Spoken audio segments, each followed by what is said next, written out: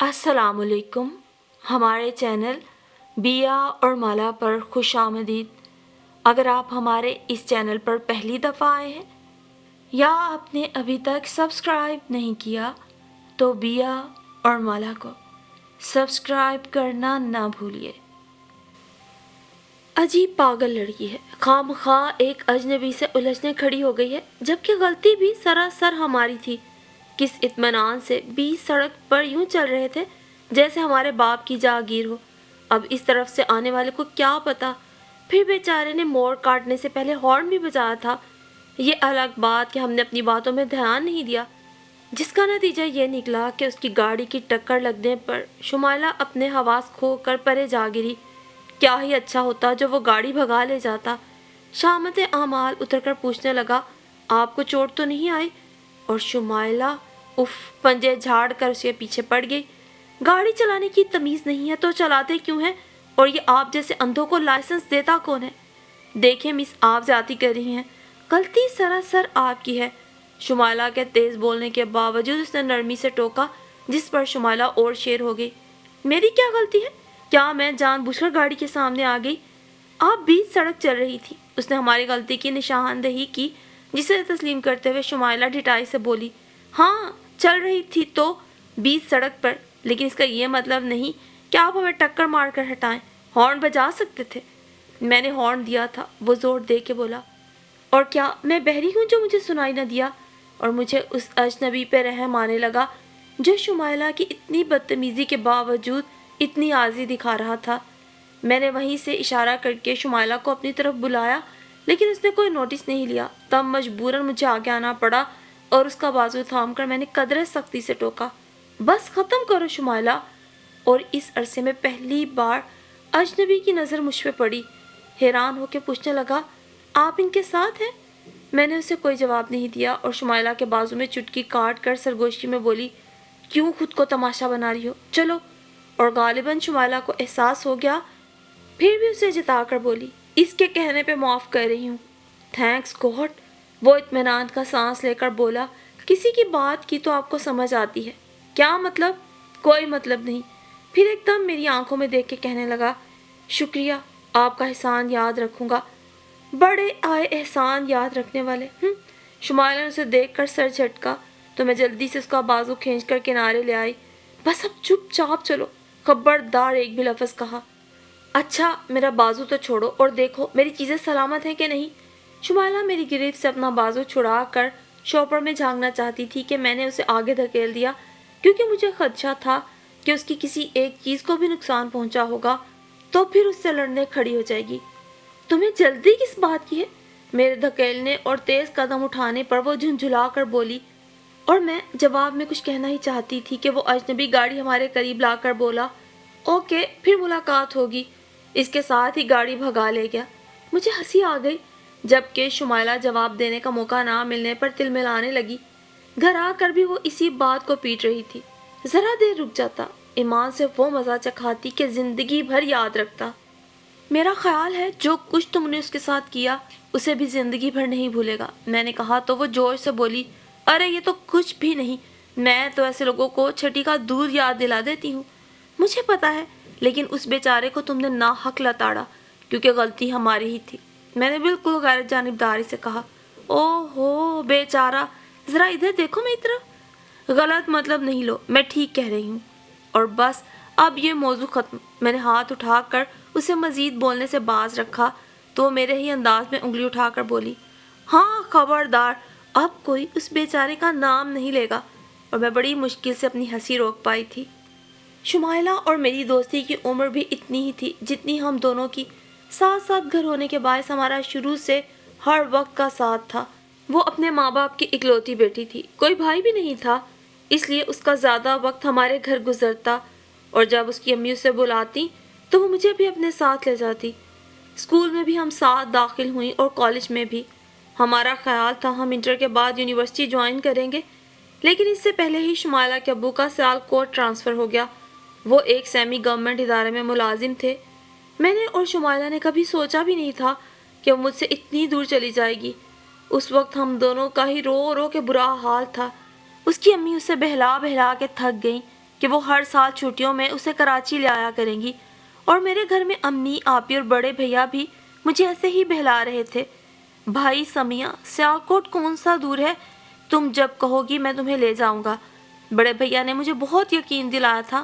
بہرحال یہ سب بہلاوے تھے۔ 2 سال ہو گئے تھے شمائلہ کو سیالکوٹ گئے ہوئے۔ نہ تو اس کی امی چھٹیوں میں سے لے آئی، نہ بڑے بھیا مجھے سیالکوٹ لے کر گئے۔ گزشتہ سال آپی کی شادی پر مجھے یقین تھا کہ شمائلہ ضرور آئے گی، اور وہ آنا بھی چاہتی تھی، لیکن اتفاق سے انہی دنوں اس کی امی بیمار ہو گئی۔ بہرحال ہمارے درمیان خط و کتابت باقاعدگی سے جاری تھی، جس سے ہماری دوستی اب بھی اسی طرح قائم تھی۔ اور جب میں BA کے امتحانوں سے فارغ ہوئی تو شمائلہ اچانک اپنے امی ابو کے ساتھ آ گئی، اور میں جو فراغت کے تصور سے ہی پریشان ہو رہی تھی، اس کی آمد پر بے انتہا خوش ہو گئی۔ اصل میں اس کے امی ابو عمرہ کرنے جا رہے تھے، اور وہ ضد کر کے ان کے ساتھ آئی تھی کہ اتنے دن وہ میرے ساتھ رہے گی۔ سچ مچ میری تو عید ہو گئی۔ پوری رات ہماری باتیں کرتے گزر جاتی، اور دن میں کسی پرانی دوست سے ملنے کا پروگرام بنتا۔ اچھا زمانہ تھا، رشتہ داری کے بغیر بھی لوگ ایک دوسرے پہ اعتبار کرتے تھے۔ اس کے ماں باپ کو ہمارے گھر کے ماحول پر اور میرے ماں باپ پہ بہت اعتبار تھا۔ ہم اکثر ساحل پہ جاتے یا پھر شاپنگ۔ آج بھی ہم شاپنگ کر کے آ رہے تھے کہ راستے میں یہ حادثہ پیش آیا، اور اس وقت سے تو شمائلہ مان نہیں رہی تھی۔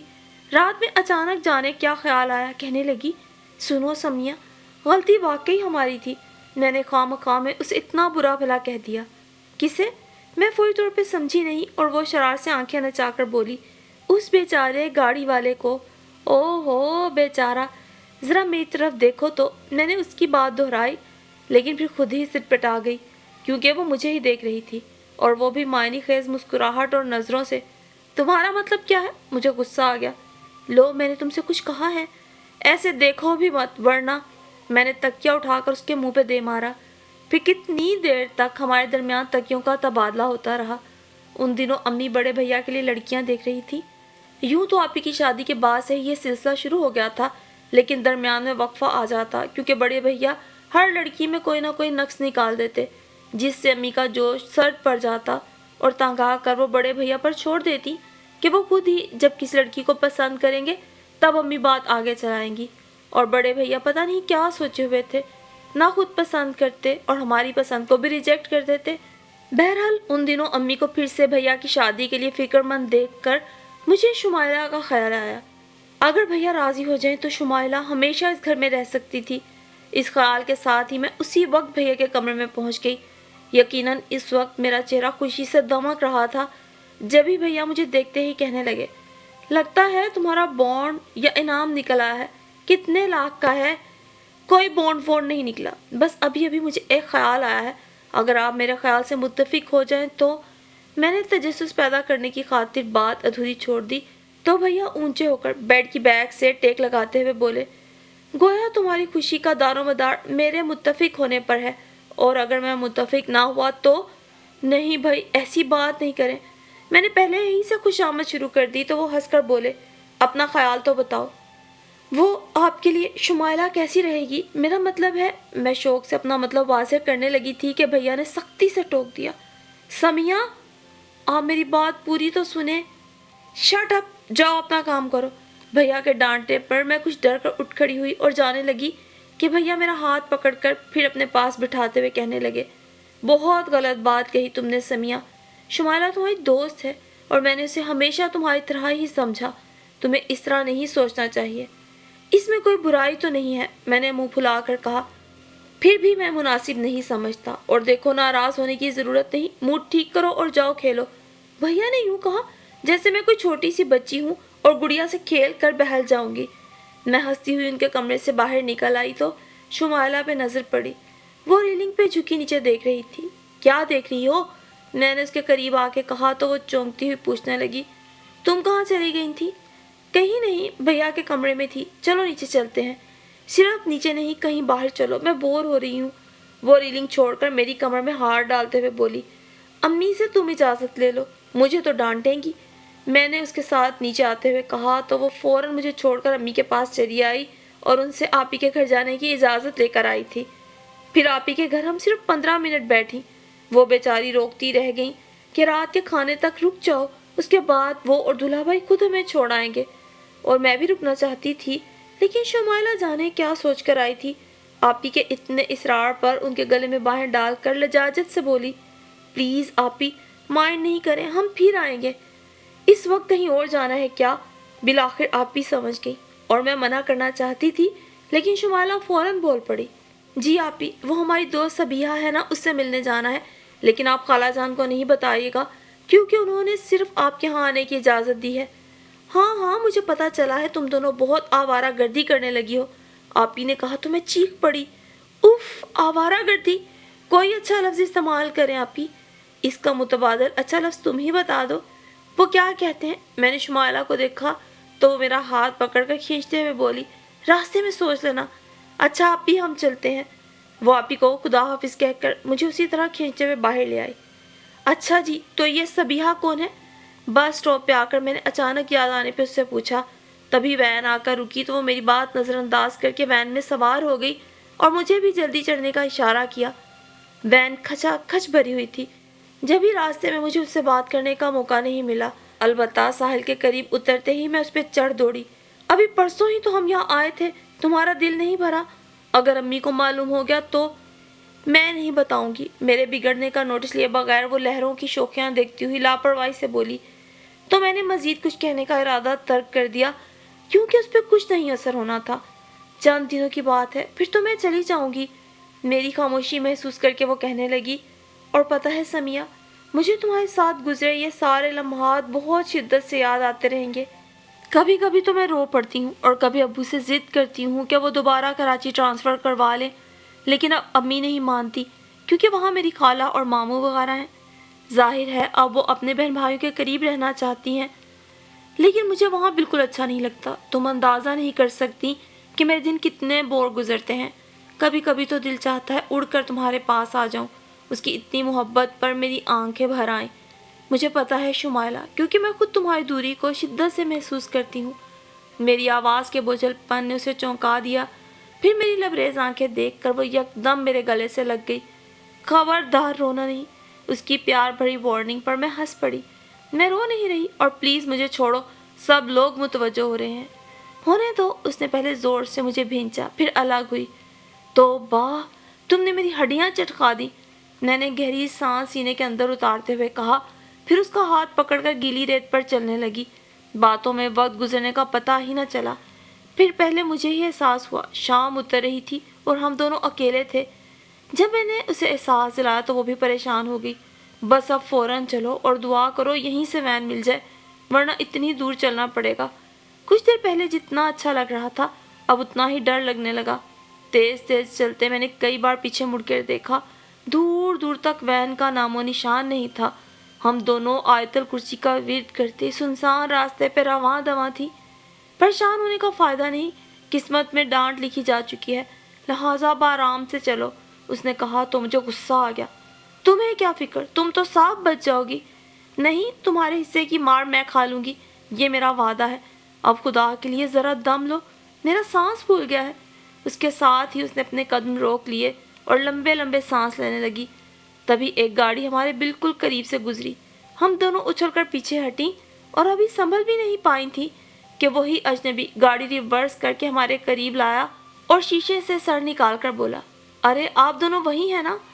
اف، میری تو جان نکل گئی، جبکہ شمائلہ اسے دیکھتے ہی تیز ہو کر بولی، ابھی تک آپ کو گاڑی چلانی نہیں آئی؟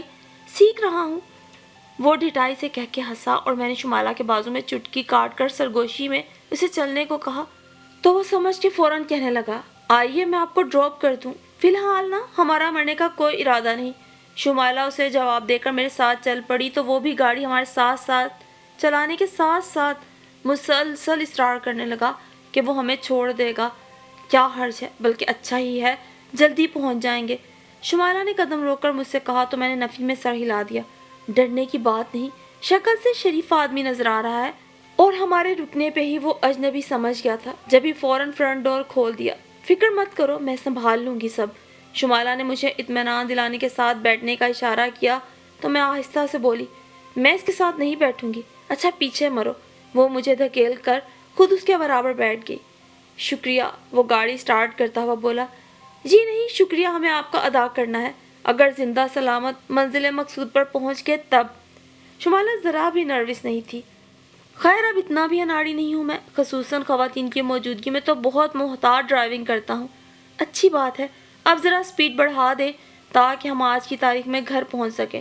شمالہ نے بڑی خوبصورتی سے اسے احساس دلایا، جس پر وہ محظوظ ہو کر ذرا سا ہنسا، پھر سپیڈ بڑھاتے ہوئے پوچھنے لگا، کس طرف جانا ہے آپ کو؟ فی الحال سیدھے چلتے جائیں، آگے میں راستہ بتا دوں گی۔ چلیے راستہ تو بتائیں گی، اب نام بھی بتا دیجیے، اور یہ کہ کیا کرتی ہیں آپ؟ اس نے شمالہ سے پوچھتے ہوئے ویو مرر میں ایک اچٹتی نظر مجھ پہ ڈالتے ہوئے پوچھا، اور میں اپنی جگہ اور سمٹ گئی۔ گو کہ میں کوئی دبو قسم کی لڑکی نہیں تھی، لیکن پتہ نہیں کیوں کسی بھی غیر مرد سے بات کرتے ہوئے میرے تو ہاتھ پاؤں پھول جاتے تھے۔ ابھی بھی میں یہی سوچ رہی تھی اور پریشان ہو رہی تھی کہ کہیں وہ مجھے مخاطب نہ کرے۔ نام بتانا ضروری ہے کیا؟ شمائلہ نے الٹا اس سے پوچھا تو وہ ذرا سا کندھے اچکا کے بولا، کوئی ضروری نہیں۔ پھر قدرے توقف سے کہنے لگا، ویسے مجھے ابرار احمد کہتے ہیں، غم روزگار کے سلسلے میں کویت میں مقیم ہوں، آج کل چھٹی پہ آیا ہوا ہوں۔ یقیناً شادی کرنے آئے ہوں گے۔ جواب نہیں تھا اس لڑکی کا۔ اس نے بھی بے ساختہ سراہا، بہت ذہین ہیں آپ۔ شکریہ۔ شمالہ نے گردن اکڑانے کے ساتھ پلٹ کے مجھے یوں دیکھا جیسے کہہ رہی ہو سن لو، اور اس کے پلٹ کر دیکھنے پر ہی غالباً اسے میری موجودگی کا احساس ہوا تو اس سے پوچھنے لگا، یہ آپ کی سسٹر ہیں؟ آپ کو کوئی اعتراض ہے؟ اعتراض کیوں ہوگا، البتہ حیرت ہو رہی ہے، آپ سے بہت مختلف ہیں، یعنی بہت کم گو لگ رہی ہیں۔ میرے بارے میں اظہار خیال کرتے ہوئے اس نے مرر میں پھر ایک نظر مجھے دیکھا تو یک بارگی میرا دل بڑی زور سے دھڑکا۔ تبھی شمائلہ نے مجھے آنکھ مارتے ہوئے کہا، پہلے یہ ایسی کم گو نہیں تھی، اصل میں اس کے ساتھ بڑی ٹریجڈی ہو گئی ہے، بہت دکھی ہے بیچاری۔ ہوا کیا ہے؟ اس نے یکدم سنجیدہ ہو کر ہمدردی سے پوچھا تو شمائلہ دردناک لہجے میں بولی، اس کے میاں نے اسے چھوڑ دیا ہے، اور زیادہ دکھ کی بات یہ ہے کہ بچہ بھی چھین لیا ہے۔ الو کی پٹھی! میں اپنی جگہ تل ملا کے رہ گئی، جبکہ وہ تعصب کا اظہار کرتا ہوا کہنے لگا، بہت افسوس ہوا۔ کون تھا؟ میرا مطلب ہے آپ لوگوں نے دیکھ بھال کے شادی نہیں کی تھی؟ لیجئے، آج کل کسی کا پتہ چلتا ہے، دیکھنے میں اتنا شریف اور ایماندار لگتا تھا، آپ سے بھی زیادہ۔ وہ اتنی معصوم بن کر بولی کہ مجھے اپنی بے ساختہ ہنسی روکنا مشکل ہو گئی، اور پتہ نہیں وہ سمجھا نہیں یا قصداً نظر انداز کر گیا۔ قدرے توقف سے پوچھنے لگا، اب یہ کیا کر رہی ہیں؟ کچھ کرنے کے قابل ہو تو کرے، ہر وقت تو روتی رہتی ہے، ابھی بھی میں اسے بہلانے کی خاطر یہاں لے کر آئی تھی۔ آپ ان سے چھوٹی ہیں؟ بڑی لگتی ہوں کیا؟ شاید وہ اسے عاجز کرنے کا تہیہ کر چکی تھی۔ وہ سچ مچ سٹپٹا کے بولا، نہیں۔ پھر پوچھا کیوں؟ غلطی ہو گئی، چلے معاف کیا، اور دیکھیں یہاں سے بائیں جانب موڑ دیں۔ وہ اجنبی احتیاط سے موڑ کاٹنے کے بعد بار بار مرر میں مجھے دیکھنے لگا۔ میں سمجھ گئی میرے ساتھ ہونے والی ٹریجڈی پر اسے افسوس ہو رہا تھا، جبکہ مجھے دل ہی دل میں ہنسی آ رہی تھی، جسے اس سے چھپانے کی خاطر میں شیشے سے باہر دیکھنے لگی، اور جیسے ہی شمالہ نے گھر کے سامنے گاڑی رکوائی، میں جلدی سے اپنی طرف کا دروازہ کھول کے نیچے اتر گئی۔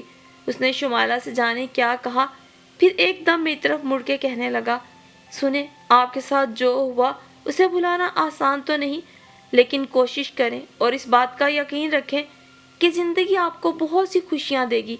میرے خدا، میں اپنی جگہ گمسم کھڑی رہ گئی تھی۔ اور پھر شمائلہ کے امی ابو عمرے سے واپس آئے تو ہمارے بہت اصرار پر 2 دن ہمارے ہاں قیام کیا۔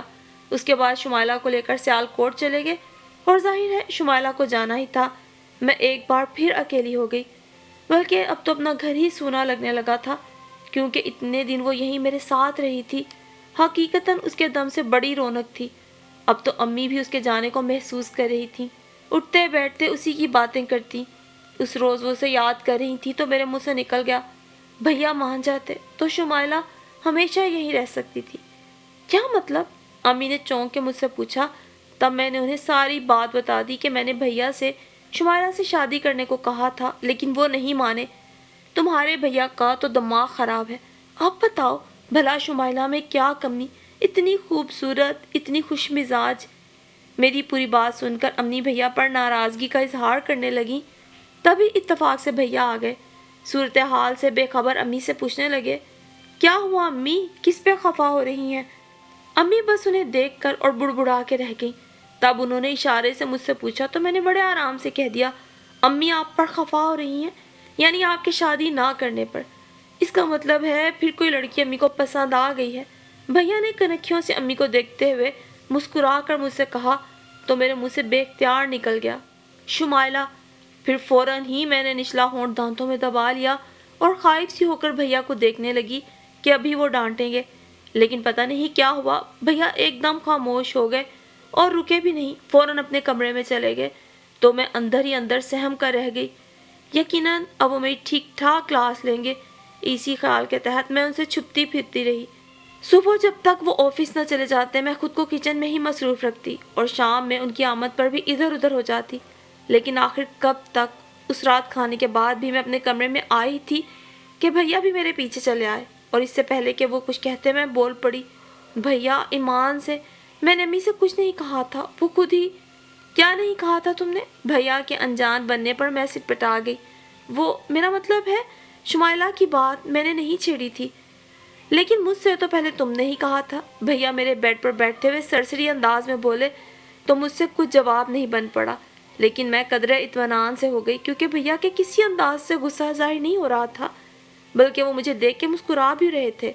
پھر اشارہ کرتے ہوئے کہنے لگے تو تم شمائلہ کو اس گھر میں لانا چاہتی ہو، لیکن اس سے بھی تو تم نے پوچھا ہے کہ نہیں آیا وہ آنا چاہتی ہے یا نہیں؟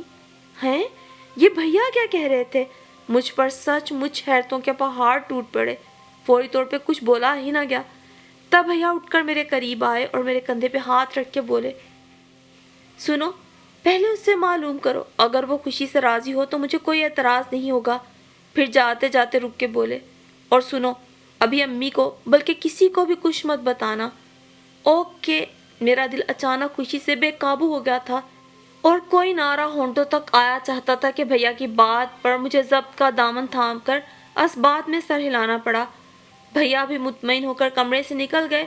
تب میں چھلانگ لگا کر اپنے بیڈ پہ چڑھ گئی۔ میرا دل ناچنے گانے کو چاہ رہا تھا۔ ظاہر ہے دوہری خوشی ملی تھی، ایک تو بھیا کا شادی کے لیے حامی بھرنا، دوسرے شمائلہ ہمیشہ کے لیے یہیں آ جائے گی۔ کتنی دیر تک میں اس وقت کا تصور کر کے خوش ہوتی رہی، پھر شمائلہ کو خط لکھنے بیٹھ گئی۔ کاش شمائلہ کی یہاں موجودگی میں ہی بھیا میرے خیال سے متفق ہو جاتے تو مجھے اسے چھیڑنے میں کتنا مزہ آتا۔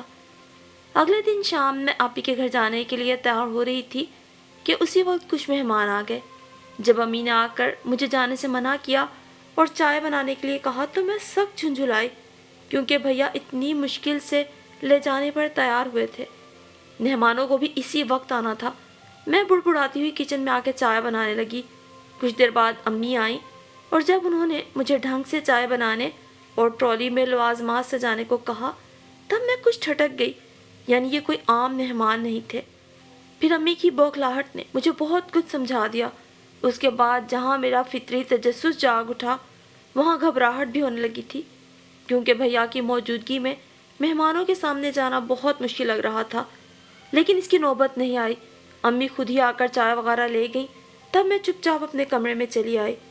کافی دیر بعد غالباً رخصت ہوتے وقت دو خواتین امی کے ساتھ میرے کمرے میں آئیں تو انہیں دیکھ کر میں اپنی جگہ سے کھڑی ہو گئی۔ انہوں نے بھی بس کھڑے کھڑے میرا نام پوچھا اور یہ کہ میں کیا کرتی ہوں، پھر کچھ تعریفی جملے، ساتھ ہی خوشی کا اظہار بھی تھا۔ میں کیونکہ سر جھکائے کھڑی تھی اس لیے ان کے تاثرات نہیں دیکھ سکی۔ پھر جیسے ہی وہ امی کے ساتھ کمرے سے نکل کر گئیں میں کھڑکی کے پاس آ کے کھڑی ہو گئی۔ یہاں سے میں ان خواتین کو جاتے ہوئے دیکھنا چاہتی تھی، لیکن ان سے پہلے ڈرائنگ روم سے نکل کر بھیا کے ساتھ جو شخص نظر آیا اسے دیکھ کر میں اچھل پڑی۔ ابرار احمد! میرے ہونٹوں تک یہ نام آیا تھا کہ میں نے جلدی سے اپنا ہاتھ ہونٹوں پہ رکھ لیا۔ اس کے ساتھ ہی مجھے اپنے قریب کہیں اس کی سرگوشی سنائی دی، سنیں، آپ کے ساتھ جو ہوا اسے بھلانا آسان تو نہیں، لیکن کوشش کریں اور اس بات کا یقین رکھیں کہ زندگی میں آپ کو بہت خوشیاں ملیں گی، اور شاید میرے ساتھ ہونے والی نام نہاد ٹریجڈی نے اسے بہت متاثر کیا تھا، جو آپ خود ہی خوشیوں کا پیامبر بن کے چلا آیا تھا۔ اور میں یہ تو نہیں کہوں گی کہ وہ مجھے اول روز ہی اچھا لگا تھا، البتہ اس وقت اسے دیکھ کر میرے دل میں ہلچل مچ گئی تھی۔ اگلے روز امی نے آپی کو بلوا بھیجا اور جو کچھ ان سے کہا وہ آ کر مجھ سے کہنے لگی، سنو سمیہ، کل تمہارے لیے جو پرپوزل آیا تھا تمہارا اس کے بارے میں کیا خیال ہے؟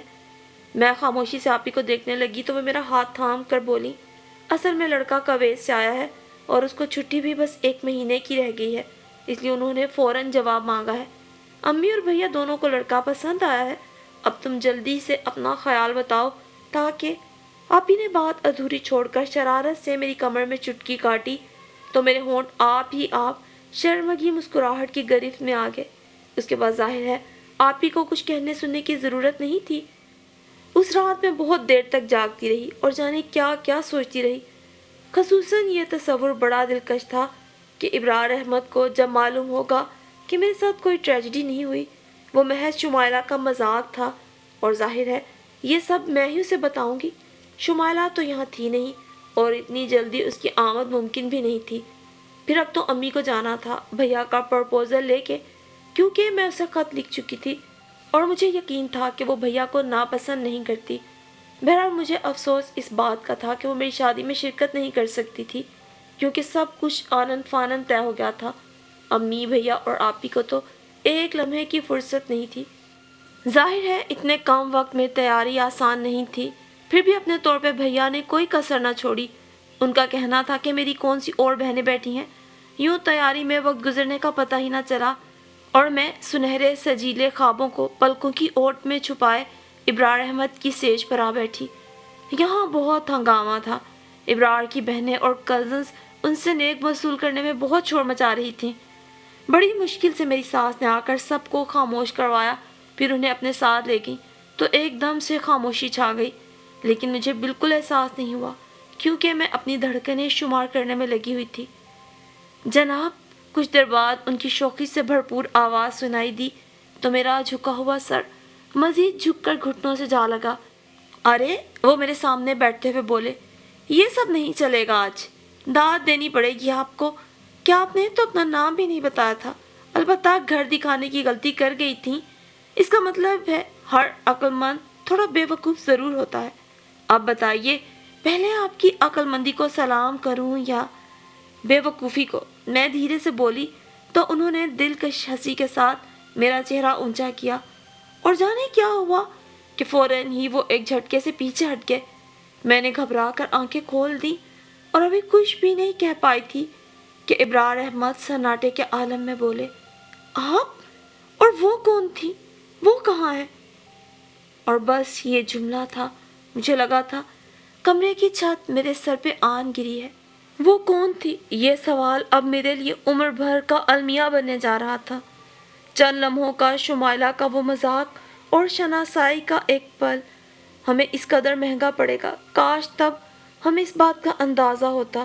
شمائلہ، جو کہ چند دنوں میں میری بھابھی بننے والی تھی، در حقیقت میرا شوہر اس کا متمنی تھا۔ مجھے اب تمام عمر اس خواہش کے ساتھ جینا تھا۔ اپنے لال زرتا دوپٹے کی اوٹ سے ابرار احمد کو دیکھتے ہوئے میں سوچ رہی تھی، اس سب مذاق میں خسارہ تو سراسر میرا ہی ہوا تھا، کیونکہ اب باقی عمر مجھے اس تکلیف دہ احساس کے ساتھ زندہ رہنا تھا کہ ابرار احمد کی زندگی میں میرا وجود انچاہا ہے۔